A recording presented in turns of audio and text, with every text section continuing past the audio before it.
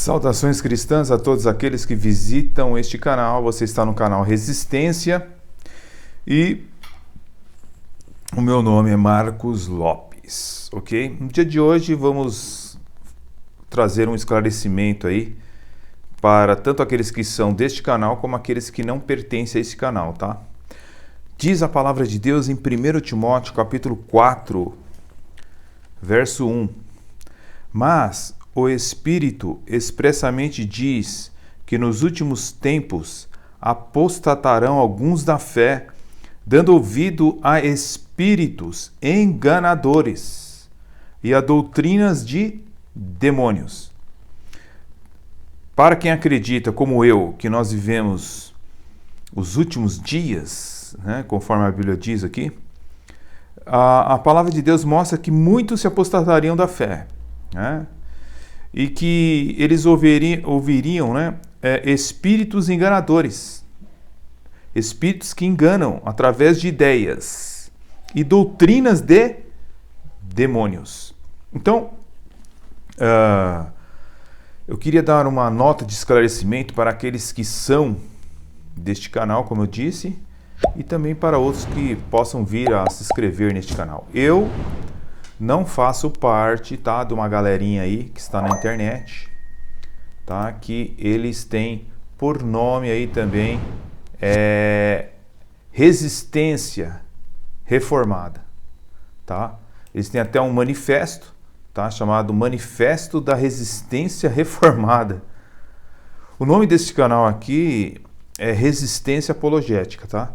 Mas não tem nada a ver com esquerdismo, não tem nada a ver com progressismo, não tem nada a ver com ideias políticas de esquerda, tá? Nós aqui somos resistência porque nós combatemos o erro, a heresia, aquilo que vai de encontro, né? Bate de frente com o cristianismo e mostramos que o cristianismo, sim, detém a verdade porque nós temos a palavra de Deus. Tá? E quem tem a palavra de Deus é sempre vencedor. Ele não é enganado por ninguém. Mas existe aí um pessoal na internet, tá? Conheci aí recentemente, nas pesquisas aí, a gente acabou conhecendo um pessoal aí que chama-se Resistência, tá? Resistência Reformada, que tem uma cruz como símbolo, né? Como você pode ver aí, né? E esse pessoal se identifica como reformado progressista, ou seja, eles tentam conciliar a fé reformada com uma ideologia esquerdista, socialista, que não tem nada a ver uma coisa com outra. A Bíblia, ela é bem clara concernente esse assunto, né? Eu não sei como é que existe pessoas assim que tenham problemas cognitivos tão grandes para não perceber que a Bíblia, ela não aprova o aborto, a Bíblia não aprova as drogas, a Bíblia não aprova o casamento homoafetivo, tá? A Bíblia, ela não aprova todas as bandeiras que esses partidos, tá, de esquerda defendem, até mesmo liberais. Então nós que somos cristãos reformados de verdade, nós repugnamos tal entidades que se apresentam como reformados e ainda fazem um manifesto comunista reformado. É brincadeira o que nós estamos presenciando nesse mundo pós-moderno que nós vivemos, que é um mundo de maluco, né? É um mundo de maluco. A gente percebe que a cada dia mais, né? E essa galerinha aí também foi lá pedir lá um impeachment ao atual presidente Bolsonaro, porque eles não suportam, né? Ai meu Deus, eles não suportam um presidente que não é de esquerda, né? Não é verdade? Então, sem ser bolsonarista, tá? E a grande questão é que nós vivemos um país que realmente a cada dia mais se afunda, né? E depois, quando tiver como já a Argentina, que está fundada no comunismo, a Venezuela fundada no comunismo, a Bolívia Também. Agora o Peru, que entrou lá um presidente marxista, lunático lá, ou seja, a América do Sul toda está se tornando comunista. Aí você vê umas topeiras de uns crentes, né, que não lê nada, né, atual, né, porque eles leram coisas lá da década de 70, de 80. Você dá um livro desse para ele ler, ele não vai ler, tá? O livro negro da nova esquerda. Existe a New Left, a nova esquerda, que é uma roupagem diferenciada do esquerdismo, né, do progressismo. Mas para que ler isso aqui, né? Besteira, né? Para que ler marxismo na contramão do bom senso? Né? Desse livro aqui recentemente lançado, de Carlos Eduardo Bresciani, né? Um promotor brasileiro, um excelente livro, extremamente atual. Para que ler isso, né? Besteira, né? Para que ler com liberdade para todos e justiça para todos? Para que ler uma obra dessa? Não é verdade? É mais fácil, né? A gente lê obras de progressismo, com essas daí, ó. Dá uma olhada nessas obras aí, ó. Olha, pessoal, cada obra aí que vai deixar você com grande conhecimento, né? Olha só, direitos humanos e amor ao próximo.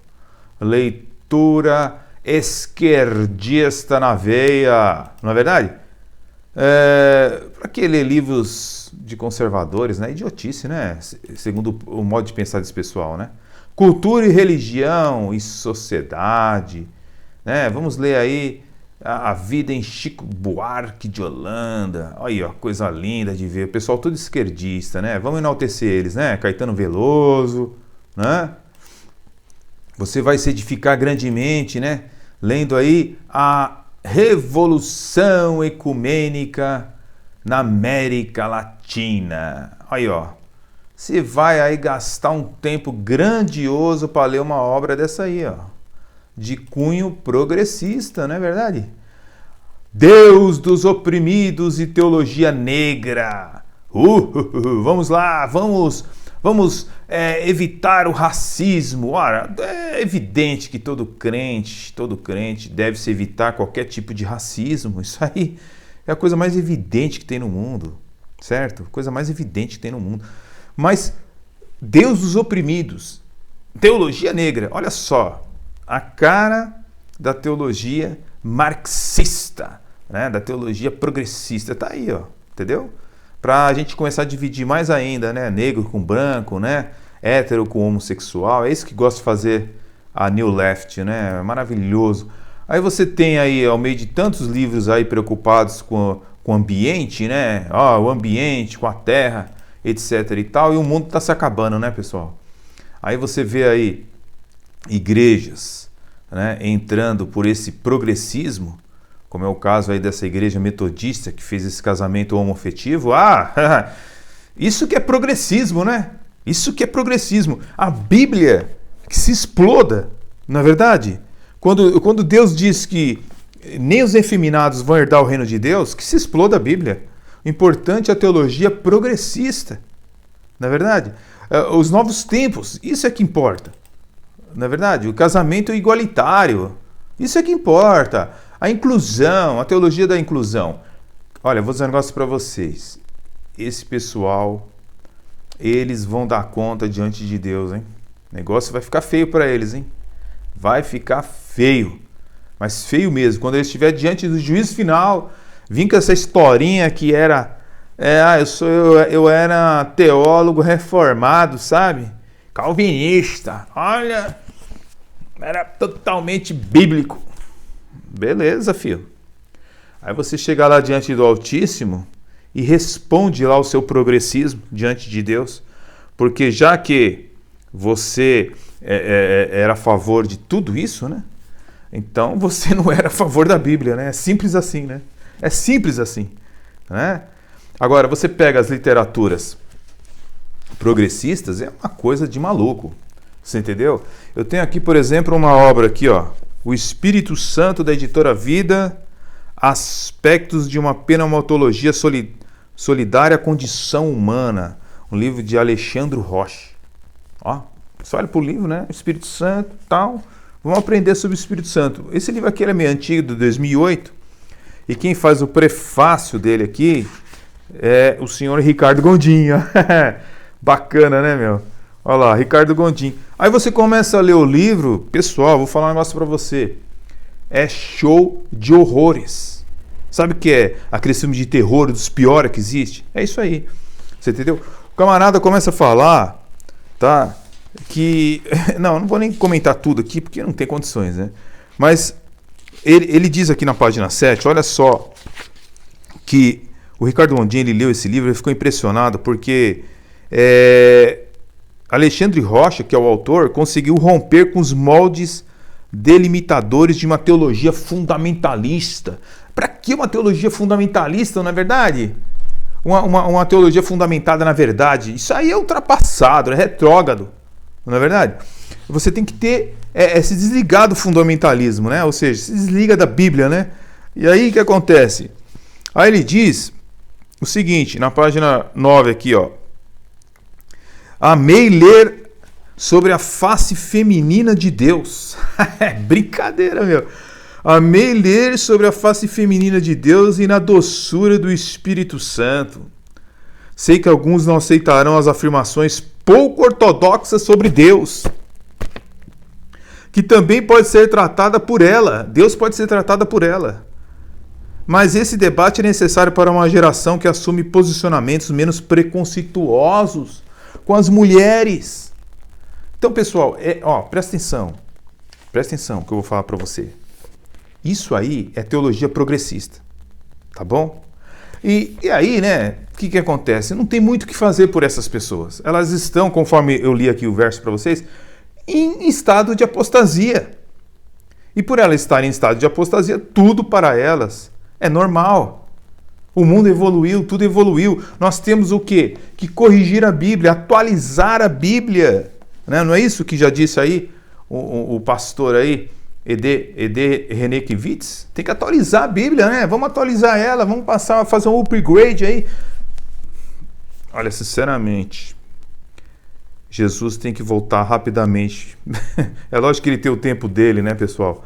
Previsto para voltar para essa terra, mas nós estamos numa terra vivendo com pessoas que realmente precisavam viver no hospício e não realmente em igrejas evangélicas aí, ou protestantes, porque olha, sinceramente é uma coisa de maluquete, tá? Então eu só queria deixar esse adendo, tá? Que eu sou conservador, tá bom? Não tenho nada a ver com esquerdismo, pelo contrário, em livros aqui que eu indico, sempre estou indicando material contra, tá? Essa ideologia satânica, doutrinas de demônios, tá? Que é a ideologia esquerdista, tá bom? Porque ela é contra tudo o que está nas Escrituras, tá bom? Vem com aquele discurso bonito, né? O discurso é bonito, né? Você conhece gente assim também, né? Tem discurso bonitão, né? Mas, no fundo, meu irmão, está lá o rabo lá do diabo, tá bom? Eu vou deixar para vocês aqui alguns vídeos aí que vai ser interessante você ver um pouquinho sobre a questão do que é progressismo, tá? Anthony Gramsci, toda essa galera aí, para ver se você abre o seu miolo e não se torna aí também um crente reformadinho de moda esquerdista, tá? Porque nós temos hoje crente reformado de todos os ângulos, né? Nós tem crente reformado aniquilacionista, é brincadeira. Tem crente que não crê mais na Trindade, olha, sabe, tem crente para todos os gostos. Eu só quero ver quando chegar diante do Todo-Poderoso e se não estiver enquadrado nas Escrituras Sagradas, tá bom? Deixe seus likes, seus comentários, tá? E se quiser se inscrever nesse canal, seja muito bem-vindo. Deus abençoe. Poderíamos tratar esta última manchete como mais uma das impossibilidades a serem publicadas um dia. Mas, acredite você ou não, trata-se de algo real e bem atual.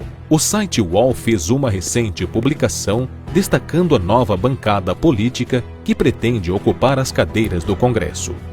A manchete dizia: bancada evangélica de esquerda surge contra neopentecostais e conservadores. Ficou confuso? Ao pé da letra, entraria em campo os evangélicos que se submetem à vontade de Deus versus os protestantes que conhecem e ajustam a vontade de Deus às suas próprias vontades. Não é segredo para ninguém as bandeiras defendidas pela esquerda. Partidos políticos que defendem uma família não necessariamente constituída por pessoas de sexo distintos desejam sim mudar o conceito desta instituição criada por Deus. E é esse time que deseja compor a bancada evangélica na próxima eleição. E para isso começaram a trabalhar há pouco mais de um ano. Em 5 e 6 de abril de 2019, foi realizado o primeiro encontro nacional de evangélicos e evangélicas do PT.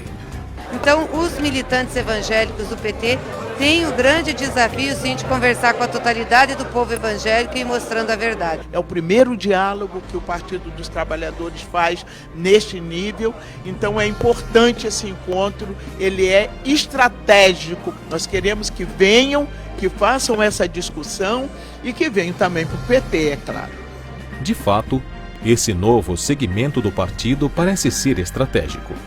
Afinal de contas, é necessário tentar limpar a mancha que o seu representante, candidato à presidência em 2018, Fernando Haddad, deixou estampado durante a eleição quando evidenciou o grande ódio que sentia pelo povo cristão.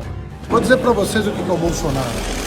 Ele é o casamento do neoliberalismo desalmado, representado pelo Paulo Guedes, um neoliberalismo desalmado que corta direitos trabalhistas e sociais com um fundamentalismo charlatão do Edir Macedo.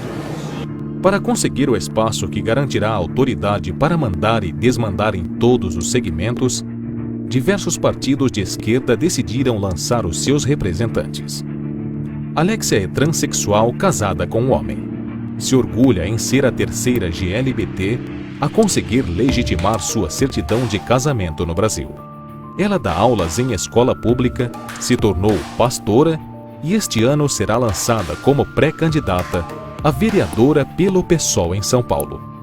Segundo ela, a bancada da Bíblia no Congresso não representa os valores do Evangelho. Porém, a Bíblia não seria o livro de valores espirituais deixados por Deus? Outro novo pré-candidato que deseja compor a bancada evangélica da esquerda é Samuel de Oliveira, de 23 anos. O jovem já começa com um discurso polêmico e, mesmo se dizendo evangélico, garante que as igrejas com ambição política usam o medo do inferno para dominar o povo. Se diz defensor de uma pregação voltada somente à graça de Deus. O pré-candidato tem por objetivo mudar algumas posturas conservadoras e, se eleito, garante que quer apresentar uma outra perspectiva de ser evangélico que não é sinônimo de conservadorismo, mas de justiça social e amor. Ou seja, os valores tradicionais deixarão de existir. Por esta razão, faz total sentido associarmos a nossa escolha a candidatos cristãos que defendam os princípios da fé. O que está acontecendo na política comprova as novas estratégias usadas por aqueles que desejam criar o seu próprio Deus e já perceberam a força contida em nome do Evangelho. Por isso se apropriam do título de evangélicos, podendo assim arraigar aqueles que desejam um cristianismo que se adeque às suas próprias vontades.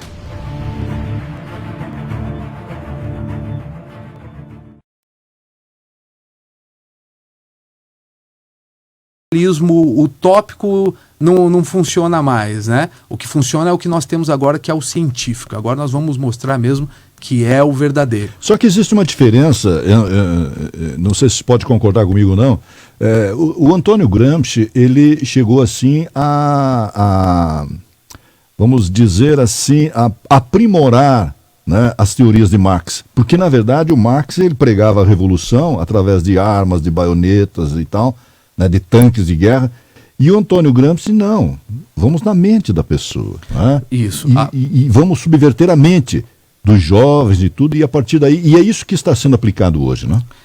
Ele inverte a pirâmide. Então, Marx, ele divide a sociedade em dois grupos. Ele diz que existe ali os burgueses, os capitalistas, que são os detentores dos meios de produção e são os opressores, e aqueles que acabam sendo subjugados, aqueles que são os menos favorecidos, que são os proletários, aqueles que precisam se submeter a uma escravidão porque não têm os meios de produção. Ele vai dizer que existe uma estrutura, e dessa estrutura, que é o poder econômico, deriva o quê? Deriva a moralidade, deriva a religião, deriva as leis. O Gramsci, ele faz o quê? Ele inverte.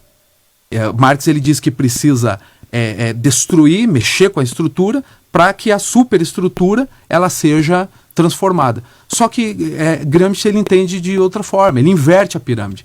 Então, peraí, precisamos mexer na cultura, precisamos mexer na superestrutura, nas leis, precisamos das mídias, precisamos aí da religião. Isso também foi uma estratégia e foi muito bem pensado na própria escola de Frankfurt. E aí, quando nós chegamos, isso a gente fala na palestra, a gente mostra toda a historicidade e também trabalha um pouco assim com a perspectiva cronológica. Um outro pensador marxista da New Left, da nova esquerda, Herbert Marcuse, por exemplo, que era da escola de Frankfurt, ele também consegue potencializar, sistematizar muito mais aí essa estratégia, principalmente através da cultura, que deu muito certo, Carlos, no Brasil. Gostaria de compreender apenas como é possível que tantos homens, burgos, cidades e nações suportem muitas vezes um tirano sozinho, cujo poder de prejudicá-los decorre tão somente da vontade que tem de tolerá-lo. É um dos primeiros parágrafos do discurso sobre a servidão voluntária, obra na qual Lavoisier está interessado em compreender o fenômeno da servidão.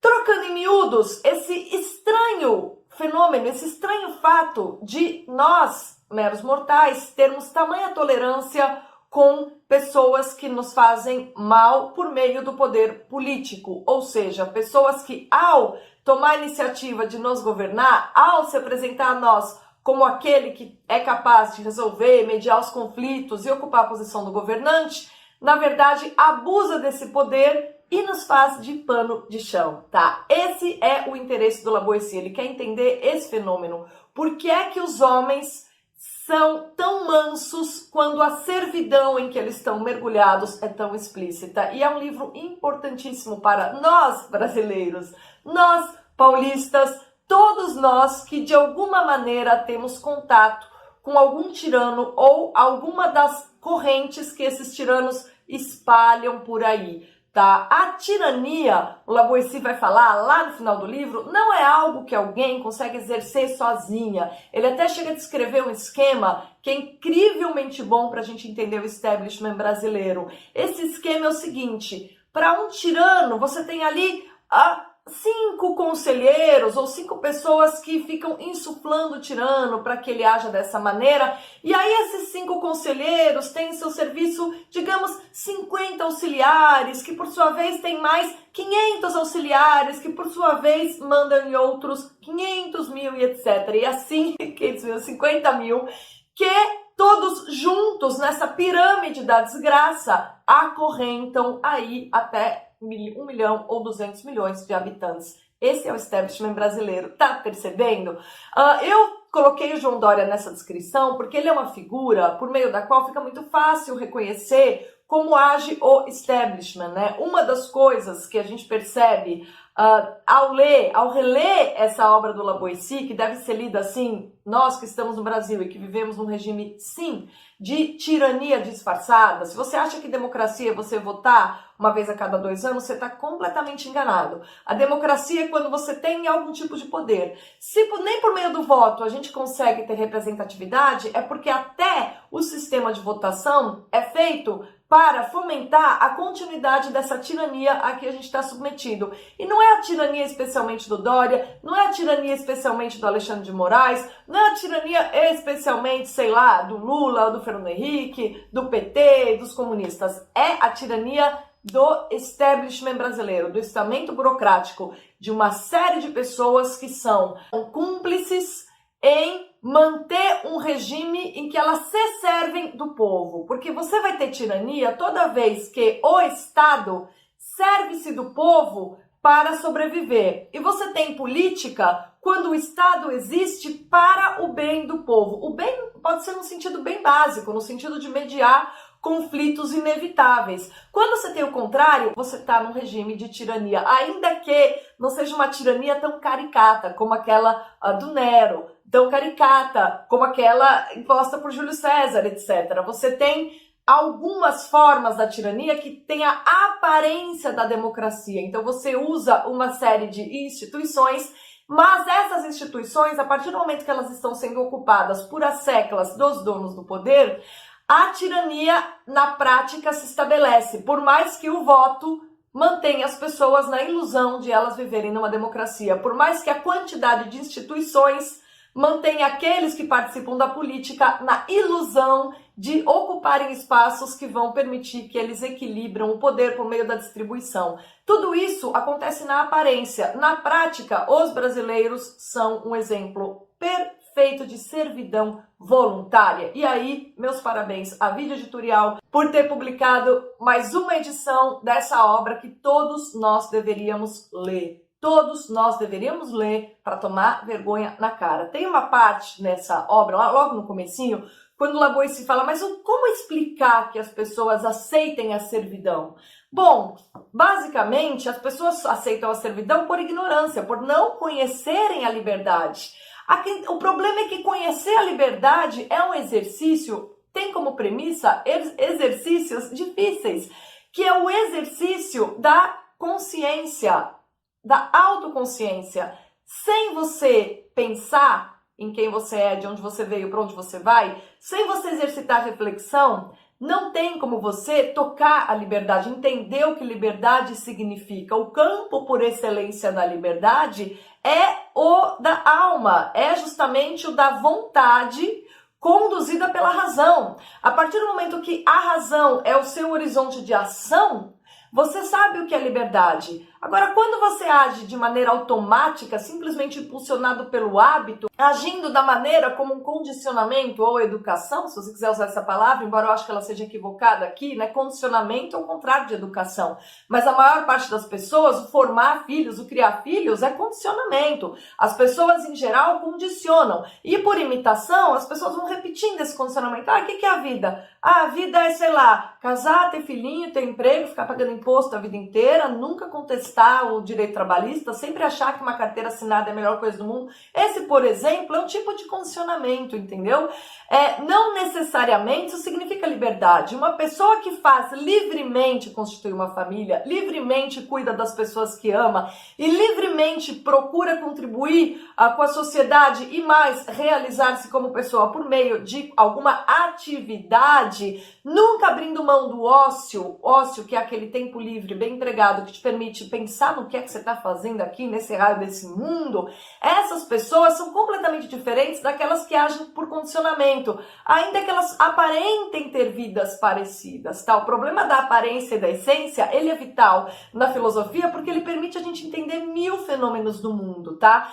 Nesse sentido, como que a gente entende as pessoas que vivem em servidão voluntária? Por hábito, por condicionamento, mas não é um condicionamento puro, é aquele condicionamento que só é possível por causa da ignorância, porque a partir do momento que você se liberta, que você estuda, que você ouve, que você tenta compreender que mundo é esse que você vive, você tá chegando perto da liberdade. E aqueles que conhecem a liberdade já não suportam a servidão, tá? Então o problema é o seguinte: como é que um regime de tirania se mantém? A partir do momento que todos aqueles que têm a capacidade de ser livres, todos aqueles que entendem o que é liberdade, decidem se aliar ao tirano por algum benefício pessoal. E esse é o sistemão brasileiro.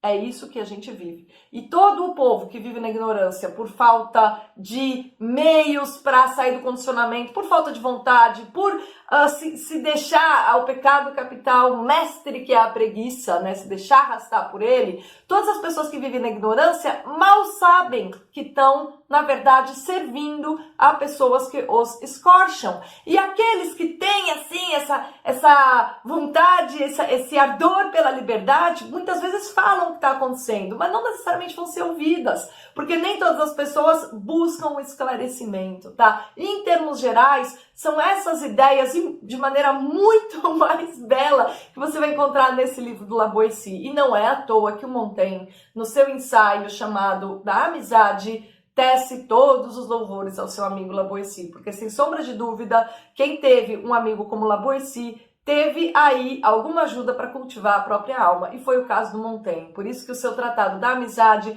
é justamente uma homenagem a La Boétie, que morreu muito cedo, né? Morreu muito jovem e deixou saudades do Montaigne pela vida inteira. Esse livro é um dos que está em promoção na minha livraria. Podem procurar outros lugares. O que eu tem outras edições dele por aí, tá? O que eu falo para vocês, o que há de importante é leiam essa obra. Isso sim, muito mais do que ficar vendo as notícias, que nada mais velho do que uma notícia do dia anterior, né? Quando você lê essa obra, você entende muito melhor e na essência o que faz, o que explica esse marasmo que é o Brasil, o que explica o marasmo do povo diante da tal da crise de representatividade, o que explica a servidão voluntária que nos marca fortemente. Esse livro aqui vai te ajudar a entender isso muito melhor do que milhões de narrativas ou contranarrativas que você encontra facilmente por aí. Por isso estou deixando aqui na descrição, e essa é a minha recomendação principal nessa que é a Semana do Amigo e a Semana do Escritor. Tá aí um escritor corajoso, justamente porque sabia o que era liberdade. Aqueles que tocam a liberdade nunca vão abrir mão da coragem, mas aqueles que vivem na servidão voluntária são a expressão mais visível da covardia, tanto quanto aqueles que, sabendo que é liberdade, decidem se aliar ao tirano. Esses são piores que covardes, são covardes e vis. E é esse tipo de pessoa que é João Dória e todos os outros asseclas do estamento burocrático brasileiro, Alexandre de Moraes, Ministro Barroso e tantos outros. Todos esses bracinhos do sistema, um sistema de tirania que afronta aqueles que sabem o que é liberdade. O vídeo de hoje era esse. Não deixem de ler La Boétie. Obrigada pela companhia e até a próxima.